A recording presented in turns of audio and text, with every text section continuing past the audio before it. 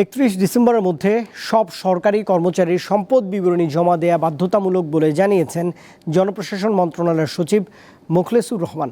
রবিবার সচিবালয় সংবাদ সম্মেলনে এ তথ্য জানিয়েছেন তিনি। সচিব বলেছেন, দেশে 15 লাখ সরকারি কর্মচারী রয়েছেন।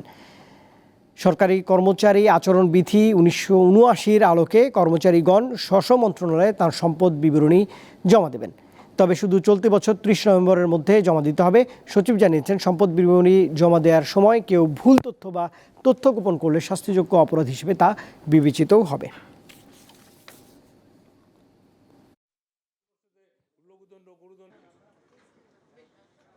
সংশ্লিষ্ট কর্তৃপক্ষের নিকট জমা দিতে হবে। খামটা থাকবে সিল গালাকৃত। আর ভুল তথ্য কিংবা গোপন যদি এমন কোনো তথ্য থাকে যেটা মিসলিড করে, এদের ব্যাপারে আমাদের এটাকে বলে 1979 এই বিধিমালা অনুযায়ী শাস্তিযোগ্য অপরাধ।